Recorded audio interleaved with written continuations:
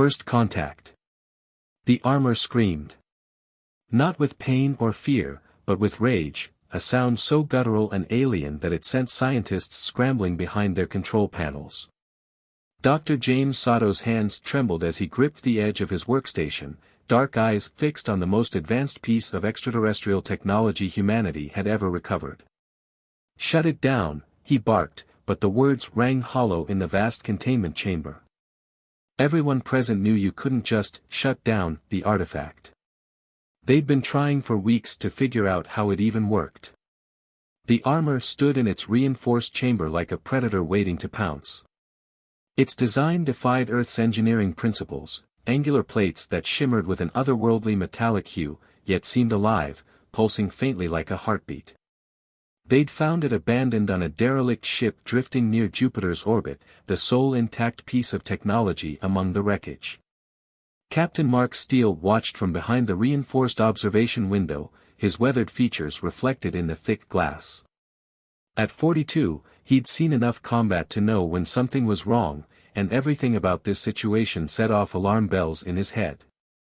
"You're telling me," he said, voice gravelly from years of shouting orders in combat zones, "that it's alive? Like, properly alive?" Dr. Sato adjusted his wire-rimmed glasses, a nervous habit Steele had noticed over the past few days. "Not alive in the sense you're thinking, Captain. It's reactive, intelligent, possibly sentient, though the data remains inconclusive. What we know for certain is that it doesn't like anyone." That was an understatement. Steele had reviewed the footage of previous attempts to study the armor. Every alien they tried to pair it with, telepathic Zoran, six-limbed Uran, even the Zaki warriors bred specifically for combat, had been violently ejected. Each rejection had been more forceful than the last, as though the armor grew increasingly offended by their attempts. "Show me the latest data," Steele demanded, moving to one of the secondary displays. The screen flickered to life, showing a cascade of readings from the last failed attempt. Energy signatures unlike anything they'd seen before, patterns that seemed to defy the laws of physics. Dr. Sato pulled up additional charts. "See these spikes? They occur whenever we introduce a new subject. The armor's energy output quadruples, sometimes more. But look at this," he switched to a different display. "These patterns here? They're almost like brainwaves, but operating on frequencies we barely understand." Steele leaned closer, studying the rhythmic pulses. "And you want me to go in there? After seeing what it did to beings far more advanced than humans? You're our last option, Captain." Sato's voice carried a note of desperation. "We've tried everything else. The program was supposed to identify combat-ready individuals across species, but as you can see..." He gestured toward the scorch marks still visible on the chamber walls. "It hasn't gone well. What makes you think I'll be any different?" Sato hesitated before answering. "Because you're human. That's the only variable we haven't accounted for yet. Every other species we've tried has been, well, alien. Maybe that's the problem." Steele snorted. "So your scientific breakthrough is, maybe it's racist against aliens?" "I prefer to think of it as having specific compatibility requirements," Sato replied, but there was no humor in his voice. "Whatever the reason, we're running out of options. The military brass is getting impatient, and there are other concerns." "What other concerns?" Sato glanced around before lowering his voice. "We've detected energy signatures similar to the armor's. In deep space, getting closer. Whatever civilization created this technology, I don't think they've forgotten about it." Steele felt a chill run down his spine. He'd fought in enough wars to know that advanced technology never stayed abandoned for long. Someone always came looking for it eventually. "Fine," he said after a long moment. "I'll do it.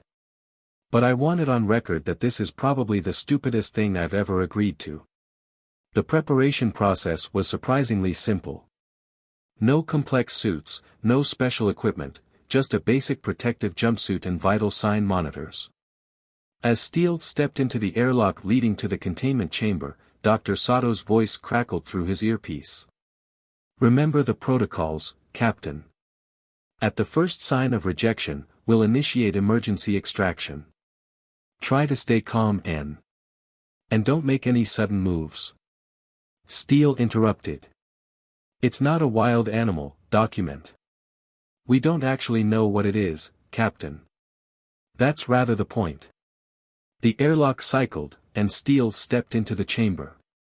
The air felt different here, heavier, charged with potential. The armor stood on its pedestal, its surface seeming to ripple slightly under the harsh laboratory lights. Steele approached slowly, each step measured and deliberate. Up close, the armor was even more impressive. Its surface wasn't smooth but textured with intricate patterns that seemed to shift and change as he watched. He could feel something, a vibration, a presence, tickling at the edges of his consciousness. "Well," he muttered, "here I am. Do your thing." Nothing happened. Steele took another step forward, then another, until he was within arm's reach. The armor remained motionless, but the sensation in his mind grew stronger. It felt like standing at the edge of a vast chasm, knowing something ancient and powerful was watching from the depths. "Any time now," he said, trying to mask his nervousness with humor. The armor moved. It wasn't the violent reaction they'd seen with other subjects. Instead, the plates began to shift and flow like liquid metal, unfolding with impossible grace. Before Steele could react, it lunged, not at him, but onto him. The sensation was indescribable. Cold yet burning, painful yet exhilarating. The armor flowed over his body like water, each plate finding its place with precise certainty. Steele tried to speak, to cry out, but his voice caught in his throat as the metal encased him completely. For one terrifying moment, everything went dark. Steele couldn't breathe, couldn't move, couldn't think. Then, suddenly, his vision cleared, but it wasn't his normal sight. The world was overlaid with complex displays, streams of alien data scrolling past faster than he could process. "Captain Steele, do you copy?" Sato's voice seemed to come from very far away. Steele tried to respond, but the armor had other ideas. He felt it probing his mind, sifting through memories and thoughts with clinical precision. Images flashed through his consciousness, battlefields he'd fought on, decisions he'd made, lives he'd taken and saved. Then, finally, a voice, not heard with his ears, but resonating directly in his mind. "You are acceptable." The words carried weight, ancient authority, and something else, relief, as though the armor had been waiting a very long time for someone like him. "Thanks," Steele managed to say, surprised to find he could speak again. "Mind telling me what I'm acceptable for?" The armor's response came not in words but in visions. Steele saw vast armies clashing among the stars, weapons that could shatter planets, horrors that defied description. And behind it all, a darkness spreading between galaxies, consuming everything in its path. "War," the armor said simply. "You are acceptable for war." In the control room, alarms began to blare. Dr. Sato and his team watched in amazement as readings went off the charts. The armor wasn't just bonding with Steele, it was integrating with him on a level they hadn't thought possible. "Captain," Sato called urgently, "your vital signs are spiking. We should abort." "No," Steele cut him off. His voice had changed, carrying harmonics that made the observation window vibrate. "No more tests. No more containment." He raised his hand, watching as the armor responded to his thoughts, transforming his fingers into gleaming claws before returning them to their original form. Every movement felt natural, as though he'd worn the armor his entire life. "It chose me," Steele said, more to himself than to the scientists. "But I don't understand why. Why a human? Why me?" The armor's response was immediate and certain, "Because your kind exists between order and chaos. You understand both, yet are bound by neither. You are unpredictable. Before Steel could process this, new alarms began to sound. Red emergency lights bathed the chamber in crimson as Dr. Sato's voice came through filled with panic. "Captain, we're detecting multiple anomalies. Something's coming through." The wall behind Steel erupted in a shower of metal and concrete. As dust filled the air, his enhanced vision picked out shapes moving in the debris, mechanical forms that clicked and whirred as they advanced. The armor's voice rang in his mind, not excited or afraid, but grimly satisfied. "The enemy approaches. Now, we fight." Steel felt power surge through him as weapon systems he didn't yet understand came online. Whatever these things were, whatever war he'd just been drafted into, one thing was certain: nothing would ever be the same again. And somewhere in the vast darkness between the stars, ancient forces stirred, awakening to the news that the legendary armor had finally chosen its bearer. Awakening. The mechanical intruders moved with an unnatural grace, their insectoid forms casting strange shadows in the emergency lighting. Steel counted 6 of them, each roughly the size of a large dog, their bodies covered in the same shifting metal as his armor. But where the armor felt alive, these things radiated cold, mechanical purpose. "What are they?" Steel asked, his enhanced vision highlighting weak points and optimal attack vectors. "Seekers," the armor responded. "Hunter-killers designed to locate and destroy artifacts like myself. They are mere tools, extensions of a greater will." Steel didn't have time to process this information. The nearest seeker launched itself at him, razor-sharp appendages slicing through the air. Time seemed to slow as combat protocols activated throughout the armor. Steel moved with impossible speed, catching the machine in mid-leap and slamming it into the ground with enough force to crack the reinforced floor. "Captain." Dr. Sato's voice crackled through the comm, "The facility's defenses are offline. Security teams are en route, but they won't get here in time," Steel finished, dodging another seeker's attack. The armor responded to his thoughts instantly, transforming his right arm into a weapon he didn't recognize but instinctively knew how to use. Energy coursed through his palm, coalescing into a concentrated burst that vaporized the attacking machine. The remaining seekers spread out, their movements becoming more coordinated. They were learning, adapting to his tactics. Steel felt the armor's approval at his observation. "They share a distributed intelligence," it explained. "Each defeat makes them stronger, more efficient. We must end this quickly." Steel grinned behind his face mask. "Now you're speaking my language." He launched himself forward, the armor enhancing his strength and speed beyond human limits. The world around him became a blur of motion and tactical data. Each movement flowed into the next as Steel and the armor fought as one. A seeker lunged at his back, but auxiliary sensors warned him in time to spin and catch it, using its momentum to throw it into 2 of its companions. "The facility's particle shielding is failing," Sato reported urgently. "We're detecting more anomalies forming in orbit. Whatever these things are, they're just the advance guard." Steel dispatched another seeker with a precise blast of energy. "Doc, I need you to evacuate the facility. Get everyone out, now." "But the containment protocols are already broken," Steel cut him off. "These things didn't come for your research. They came for the armor, which means they'll kill anyone who gets in their way. Clear the building." As if to emphasize his point, the last 2 seekers suddenly combined, their bodies flowing together to form a larger, more formidable opponent. Its limbs elongated into wicked blades, and its head split open to reveal what looked disturbingly like a cannon. "Oh, that's not good," Steel muttered. The cannon fired, releasing a beam of coruscating energy that would have cut him in half if the armor hadn't reacted instinctively. A shield of translucent force materialized before him, dispersing the blast, but the impact still drove him back several steps. "Acceptable tactics," the armor commented. "But inefficient. They expend too much energy maintaining that form." "Great," Steel grunted, dodging another blast. "How do we use that?" Instead of answering with words, the armor flooded his mind with information, schematics, energy readings, tactical analyses. Steele's enhanced vision highlighted specific points on the combined seeker's body where energy channels converged.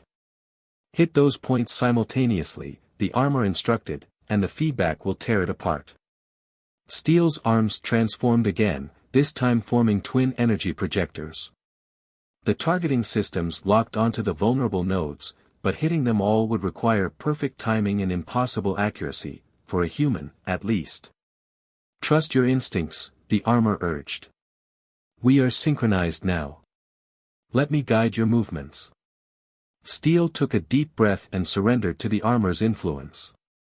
His body moved with inhuman precision, each blast striking true despite the target's frantic attempts to dodge. The combined seeker's form began to destabilize, energy crackling along its surface as its components fought to separate. One final shot was all it took. The machine exploded in a shower of metallic fragments and arcing energy, leaving nothing but scattered debris and scorched floor plates. For a moment, silence fell over the chamber. Steele stood among the wreckage, his breathing steady despite the intense combat. The armor hummed with satisfaction, its systems already adapting and improving based on the battle data. Not bad for a first date, Steele quipped. Want to tell me what this is really about? The armor was quiet for a moment, its surface rippling with complex patterns. When it spoke again, its tone carried a weight that made Steele's spine tingle. They are called the Nexus, it began. A collective intelligence that spreads across galaxies like a virus, consuming all in its path. They do not conquer or destroy, they assimilate, transform, remake everything they touch into extensions of their will. Images filled Steele's mind, entire civilizations transformed into mindless drones, planets stripped of resources to feed endless waves of machines, stars harvested for energy to power vast computational networks. The armor you wear, it continued, is part of a defense system created by an alliance of species who fought the Nexus eons ago. We were designed to be autonomous, adaptive, capable of choosing worthy bearers to continue the fight. And you chose humans? Why not one of the more advanced species? Advanced does not mean suitable. The Zoran are too rigid in their thoughts. The Uran lack individual initiative. The Zaki. The armor seemed almost amused. The Zaki are too easily controlled. But humans are chaotic, unpredictable, yet capable of extraordinary adaptation and innovation. Steele was about to respond when new alarms blared throughout the facility. Dr. Sato's voice came through, tense with urgency. Captain, we've got multiple objects entering the atmosphere. They're big, and they're heading straight for us. The armor's next words sent a chill through Steele's enhanced body. The harvesters come. They seek to reclaim this world for the Nexus. This world? Steele's eyes widened as understanding dawned. You mean Earth was? Yes. Earth was once part of the ancient alliance. Your ancestors fought the Nexus alongside countless other species. But when the war turned against us, this system was hidden, its history erased, its people reduced to a primitive state to protect them. Steele stared at his armored hands, watching the plates shift and flow like liquid metal. So everything we know about human history is a fragment of your true legacy. The Nexus has found Earth again, and they will not stop until they have reclaimed it, or destroyed it completely. Through the chamber's reinforced windows, Steele could see strange lights descending from the clouds, massive shapes that defied conventional physics.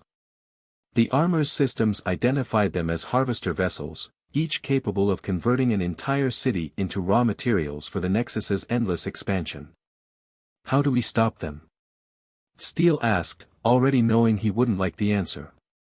We don't, the armor replied. Not alone. But we are not the only defense system that was hidden on Earth. There are others, sleeping, waiting for worthy bearers. We must find them before the Nexus does. Steele checked his weapons systems, noting with grim satisfaction that they were already adapting and improving based on the fight with the Seekers. How many others? 12. Hidden in places your people have forgotten, guarded by protocols even the Nexus cannot easily breach. But time grows short. The invasion has begun. Outside, the first harvester touched down, its massive form casting long shadows over the facility.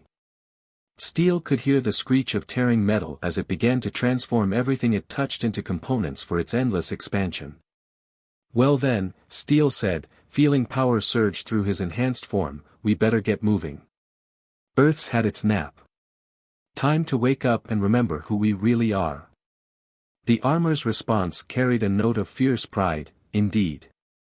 The legacy of humanity awaits. Shall we begin? Steel's answer was to launch himself through the chamber's ceiling, armor flowing around him like liquid starlight as they rose to meet humanity's true destiny. The war that had slept for millennia was awakening, and Earth's children would finally remember their place among the stars. The real question was, would they be ready in time? Legacy. The harvester loomed over the research facility like a metallic mountain, its surface constantly shifting and reforming as it began its conversion protocols. Steel watched from above as thousands of smaller machines poured from its base, beginning the systematic transformation of everything they touched into raw materials for the Nexus. We need a plan, Steel said, hovering on streams of energy his armor generated. Preferably one that doesn't involve watching our planet get eaten. The armor's response was immediate, flooding his mind with tactical data. The harvester's primary conversion node is vulnerable during the initial deployment phase. A precisely targeted strike could destabilize its entire molecular reconstruction matrix. In English, hit it hard enough in the right spot, and it explodes. Steel grinned behind his face mask. Now that's what I'm talking about. Where's this weak point? A targeting overlay appeared in his vision, highlighting a pulsing spot near the harvester's center mass. The only problem was that it was surrounded by layers of defensive systems and swarms of smaller machines. Dr. Sato, Steel called over the comm, tell me you got everyone out. Evacuation is complete, Sato confirmed. But Captain, you need to know, the military is responding. They're launching everything they have at these things. As if on cue, the sound of jet engines filled the air. Steel's enhanced vision picked out squadrons of fighters approaching, weapons primed. Before he could warn them off, the harvester reacted. Fields of distorted space rippled outward, catching the incoming missiles and transforming them into more raw material. The fighters themselves barely had time to register what was happening before the fields reached them. Steel watched in horror as advanced military aircraft were reduced to their component atoms in seconds. Conventional weapons are useless, the armor stated. The Nexus adapts to and absorbs all technology it encounters. Only systems designed to resist their conversion protocols, like myself, can harm them. Then we better make this count. Steel accelerated toward the harvester, weapons forming along his arms and shoulders. Any other tips? Yes. Don't die. Thanks for that. The space around the harvester was chaos incarnate. Conversion fields warped reality itself, turning matter into energy and back again as the massive machine continued its work. Steel weaved through it all, his movements guided by both instinct and the armor's advanced targeting systems. Defensive turrets emerged from the harvester's surface, tracking his approach with impossible precision. Energy beams and projectiles filled the air, but Steel flowed between them like water, each near miss providing data that made him more efficient, more deadly. Your adaptation rate exceeds expectations, the armor noted as Steel destroyed another turret. Most bearers require significantly more time to achieve this level of synchronization. Maybe I'm just special, Steel grunted, dodging a particularly nasty blast. Or maybe. His response was cut short as something slammed into him from behind. Steel spun through the air, stabilizers struggling to compensate. When he recovered, he found himself facing a nightmare. It had probably been human once. Now it was a twisted fusion of flesh and machine, its body covered in the same shifting metal as the harvester. More concerning were the weapons sprouting from its limbs, weapons that looked disturbingly similar to his own. "They've adapted already," the armor warned. "The Nexus is using converted humans as templates to counter our capabilities. Can they be saved? No. The conversion process is irreversible. They are part of the collective now." The hybrid attacked with inhuman speed, its movements the dark mirror of Steel's own combat style. They clashed in mid-air, energy weapons firing at point-blank range as they grappled. Steel's armor automatically adapted, strengthening itself against the hybrid's attacks, but he could feel the strain. "We cannot delay," the armor urged. "The conversion process accelerates exponentially. Every minute means more resources for the Nexus, more humans transformed." Steel knew it was right, but breaking away from the hybrid proved challenging. Every technique he used was countered, every advantage negated by the creature's ability to adapt. Then he had an idea. "You said they're copying our capabilities," he said, narrowly avoiding a blast that would have taken his head off. "But what about our weaknesses?" The armor caught his meaning immediately. Power redirected through his systems, deliberately creating vulnerabilities in his defensive matrix. The hybrid, programmed to exploit any weakness, took the bait. It charged forward, weapons targeting the apparent gaps in Steel's defenses. At the last possible moment, Steel's armor reconfigured, turning the trap back on his attacker. Energy coursed through the hybrid's body, overloading its systems before it could adapt. The creature fell from the sky, its form already beginning to break down into base components. Steel didn't wait to watch it hit the ground.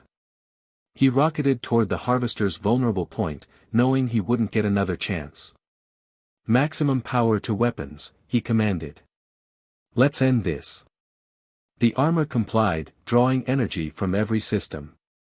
Steel's vision narrowed to a single point as targeting solutions resolved. Time seemed to slow as he approached the critical moment. Then something changed.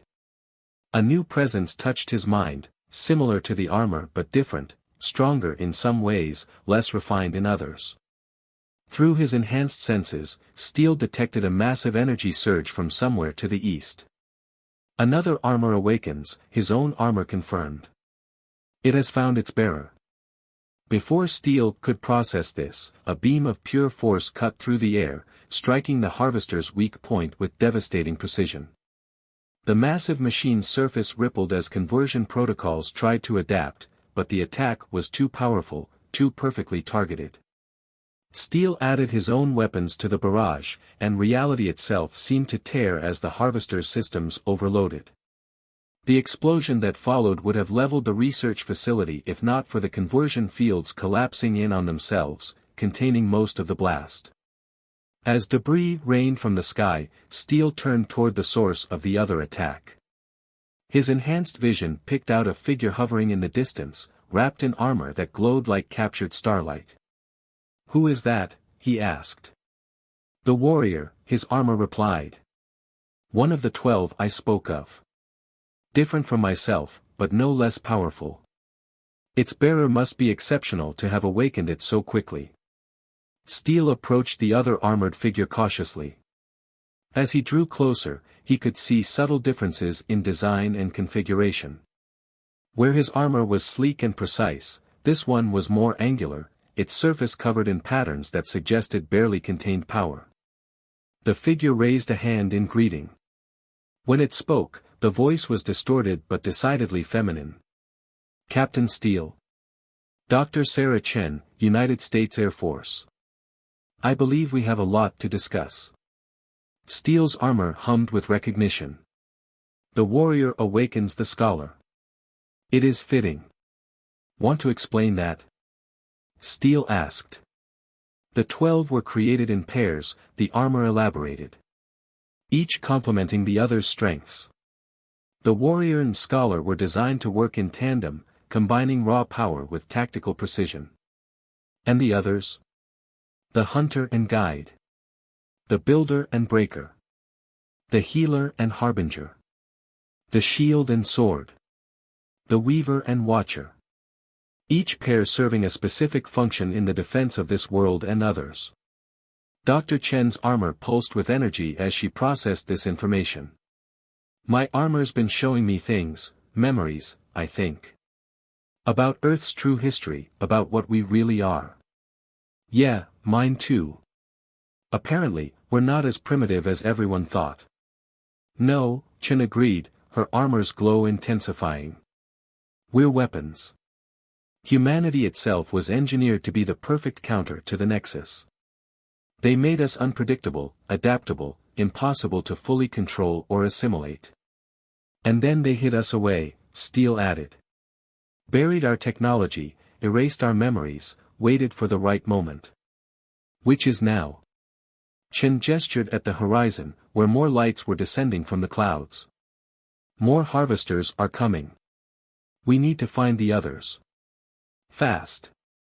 Steele's armor interfaced with Chen's, sharing data at impossible speeds. The hunter's signal is active, it reported. Located in what you now call the Amazon rainforest. Its bearer approaches. And the rest? Awakening. The presence of active armors accelerates the process. Soon, all 12 will rise. Steele watched as more harvesters touched down across the globe, their conversion fields beginning to reshape Earth itself. Will it be soon enough? Neither armor answered immediately. Finally, Steele spoke with grim certainty, that depends entirely on you. All of you. Humanity's time of sleep is over. Now comes the true test of what you were created to be. In the distance, emergency sirens wailed as civilization faced its first real encounter with the power of the Nexus. But high above the chaos, two figures in ancient armor prepared for a war that would determine not just Earth's fate, but the very nature of consciousness itself. The real question was, what would humanity become when it finally remembered its true purpose? Gathering storm. The Amazon rainforest burned. Conversion fields swept through the ancient trees like toxic waves, transforming centuries of growth into raw materials for the Nexus. Steele and Chen watched from high altitude as 3 harvesters methodically stripped the land bare, their massive forms casting long shadows in the dying light. The hunter is down there? Chen asked, her warrior armor pulsing with barely contained energy. In the middle of that? Steele's armor highlighted a point deep within the chaos, where unusual energy readings disrupted the harvester's conversion fields. The containment protocols are still active. They're actually holding the Nexus back, at least for now. The hunter was designed for stealth and precision, Steele's armor explained. Its defenses are subtle but effective. The Nexus cannot easily detect or breach them. Unlike some of us, Chen's armor added, its voice resonating with ancient pride. The warrior was meant to be seen, to draw attention while others work unseen. The two armors had been communicating more frequently over the past few days, sharing data and memories that helped their bearers understand the scope of what they faced. Steele was still adjusting to the idea that the artifacts had distinct personalities, shaped by eons of experience. Movement below, Chen reported, her enhanced senses detecting what normal human eyes couldn't. Something's fighting back against the conversion fields. Steele focused his vision, zooming in on the disturbance. Through the chaos of transformation and destruction, he caught glimpses of something impossible, patches of rainforest actually regenerating, fighting back against the Nexus's influence. That's not the hunter, his armor stated with what sounded like surprise. That's unexpected. A new signal appeared in Steele's tactical display, accompanied by data that made both armors pulse with recognition. The healer, Chen's armor announced. It has awakened ahead of schedule. Is that good or bad? It is necessary, Steele's armor replied. The healer's powers are vital for what comes next. Watch. Below, the regeneration effect intensified. Waves of green energy pulsed outward, pushing back against the conversion fields. Where they touched, corrupted matter reverted to its natural state. Trees regrow, soil purified, life itself seemed to reassert its dominance over the Nexus's artificial order. A figure rose from the restored section of forest, wrapped in armor that shimmered like morning dew. Unlike Steel's tactical configuration or Chen's power-focused design, this armor seemed to flow like living tissue, its surface covered in patterns that resembled growing vines. Dr. Isabella Santos, the figure transmitted on a frequency only the armors could detect. I was studying ecosystem recovery patterns when everything changed. A scientist, Chen noted. Like me. The healer chose well, Steel's armor commented. One who understands life's complexity is best suited to its power. Before they could respond, the harvesters reacted to the threat. Conversion fields intensified, and swarms of combat units emerged from their bases. The machines had evolved since their first encounter, incorporating elements they'd absorbed from Earth's technology. They're adapting faster than predicted, Steel's armor warned. The Nexus learns from every engagement. Then we better work fast, Steel replied. Dr. Santos, we need to reach the hunter before. His words cut off as something massive burst from the ground beneath the nearest harvester. For a moment, Steel thought it was another Nexus creation. Then his armor's recognition protocols activated. The breaker awakens, it announced with satisfaction. Earlier than expected, but timing was always its weakness. The new arrival was easily twice the size of their own armor configurations, its surface covered in layers of overlapping plates that suggested immense physical power. It slammed into the harvester like a living battering ram, tearing through defensive fields and armor plating with equal ease. Chief John Thundercloud, a new voice transmitted. Formerly of the Army Corps of Engineers. Hope I'm not late to the party. The harvester tried to adapt, its surface flowing like liquid metal to repair the damage, but the breaker's attacks came too fast, too powerfully for its conversion protocols to handle. Each impact sent shockwaves through the massive machine structure. The builder will not be pleased, Chen's armor noted. It prefers precision over brute force. The builder can complain when it decides to wake up, the breaker responded through its bearer. Right now, we have work to do. Steel watched as Thundercloud systematically dismantled the harvester, his massive armor shrugging off counterattacks that would have vaporized conventional forces. The breaker had been designed for exactly this, overwhelming force applied with devastating effect. The hunter's signal is moving, Santos reported, her healer armor extending sensory tendrils through the restored forest. Something's disturbing the containment protocols. The Nexus has realized what we're doing, Steel's armor explained. They will not allow us to gather more bearers without resistance. As if in response to these words, the sky above them darkened. Steel's tactical displays lit up with warnings as massive objects entered the atmosphere, not harvesters this time, but something far worse. World breakers, Chen's armor identified them. The Nexus deploys them only when conventional conversion fails. They will burn this entire region to ash to stop us from reaching the hunter. Steel assessed their options quickly. Santos, your armor can protect against environmental damage. Yes, but not indefinitely. The healer's power comes from life itself. In dead zones, it weakens. Thundercloud. The massive breaker armor turned its attention from the ruined harvester. I can crack them open, but not before they glass half the continent. Then we split up, Steel decided. Santos, you and Chen head for the hunter. Your armors can protect each other, and the warrior's power combined with the healer's abilities should be enough to breach any defenses the Nexus throws at you. And you? Chen asked. Thundercloud and I are going hunting. The world breakers want to burn everything. Let's see how they handle a precision strike combined with overwhelming force.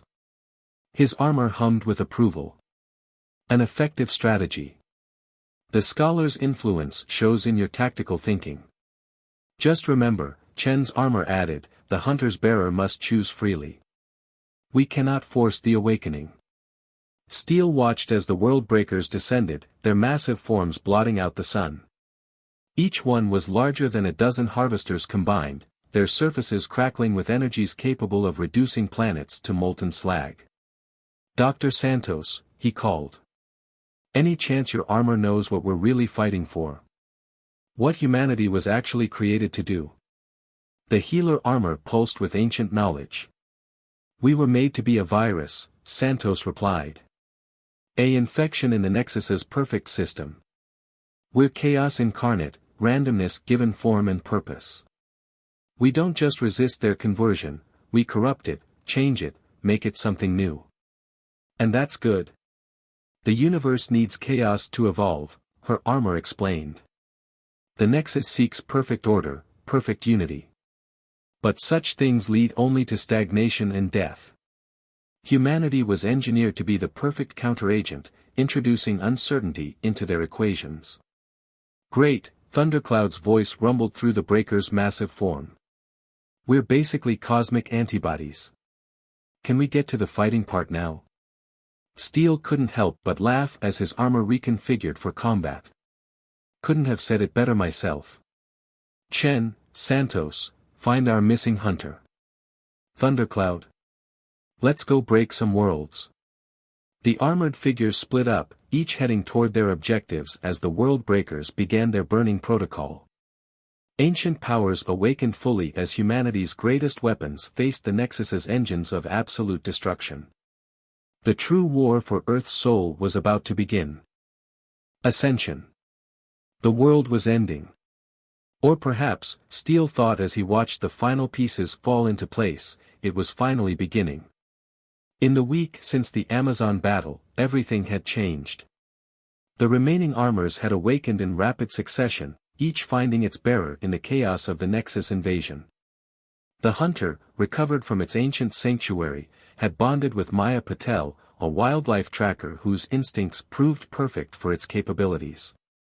The builder found its match in Dr. Marcus Wong, a quantum physicist whose understanding of reality's fundamental laws complemented its reality-shaping powers. Now, 12 figures in ancient armor stood atop the ruins of what had once been Mount Everest, watching as the ultimate wave of the Nexus invasion approached Earth. The mountain itself had been transformed into something else, a quantum fortress that existed in multiple realities simultaneously, protected by technologies that predated human civilization. "The Nexus has committed its full strength," the guide armor announced through its bearer, former astronaut James Carter. "They recognize the threat we represent." Steele looked up at the darkness filling Earth's skies. The world breakers had been just the beginning. Now, vast geometric shapes blotted out the stars, processing units larger than continents, conversion engines that could remake entire solar systems, and at their center, something that defied description. "The core approaches," Steele's armor confirmed. "The heart of the Nexus itself comes to oversee our destruction." "Or transformation," added Lisa Chen, the Weaver's bearer.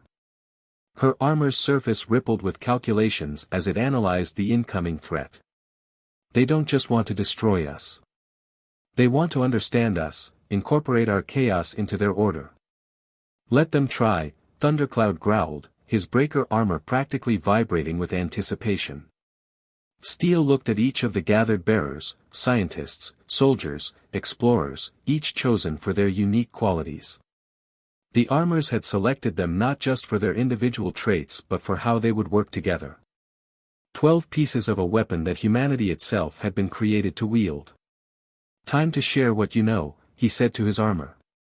"What happens when all 12 come together?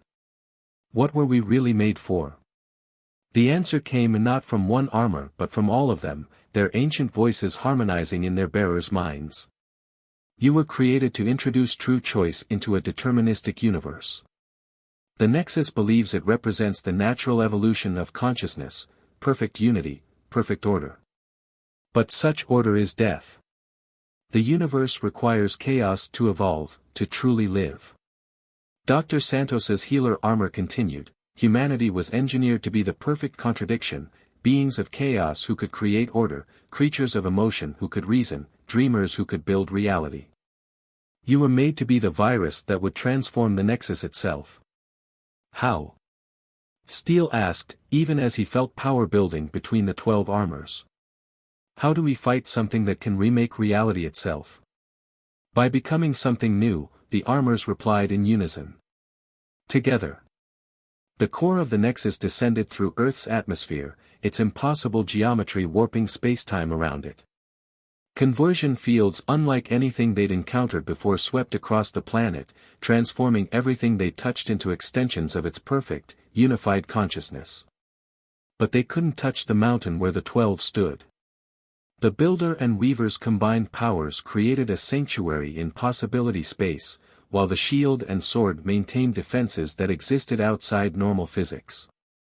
The Healer and Harbinger regulated the energy flows between them, as the Hunter and Guide tracked weak points in the Nexus's assault. Their pattern is clear, Maya reported through the Hunter armor. The core isn't just attacking, it's trying to solve us, like we're an equation that doesn't fit its models. Then let's give it something it really can't understand, Steel replied. Everyone ready? The other bearers nodded, their armors beginning to pulse in sync. This was what they had been made for, not just the armors, but humanity itself. Billions of years of guided evolution, leading to this moment. The 12 armors began to merge, not physically but on a quantum level.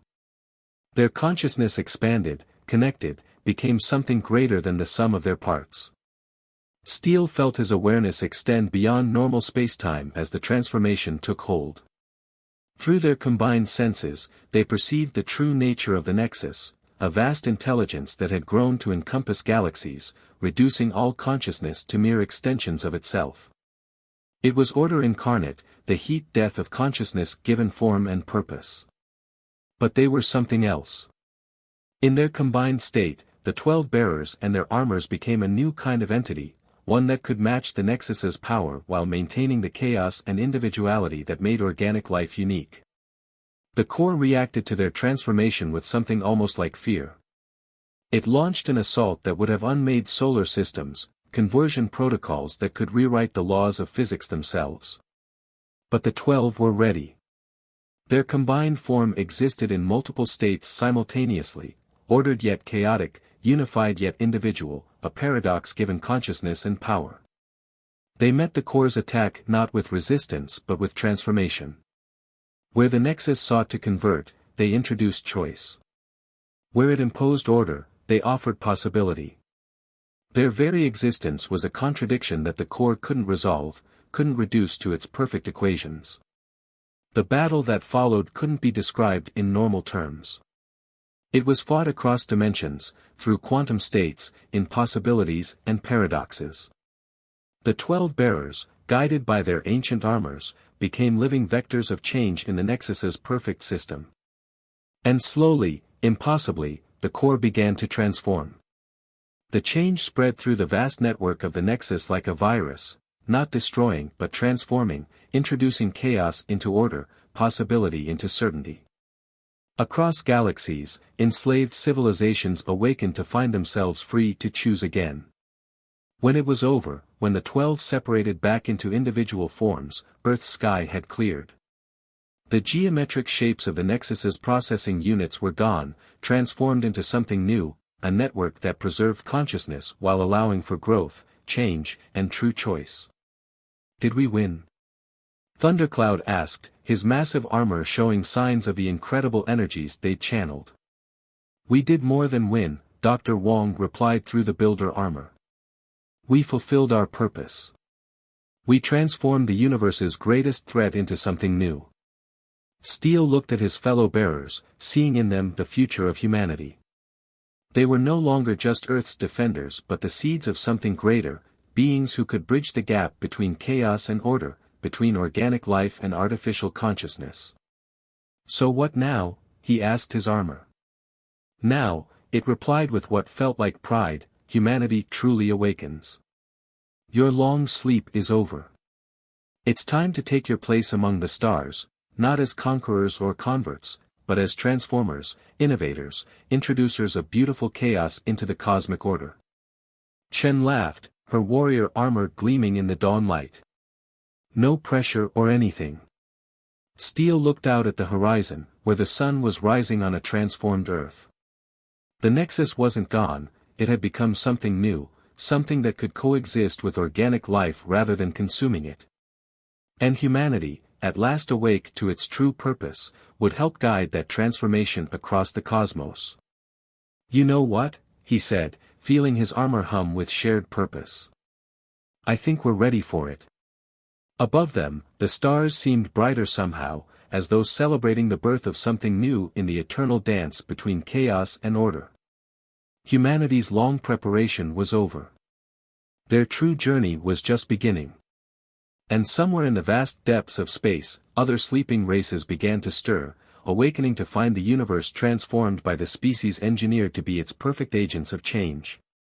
The end was just another beginning. And the stars themselves seemed to hold their breath, waiting to see what humanity would dream next.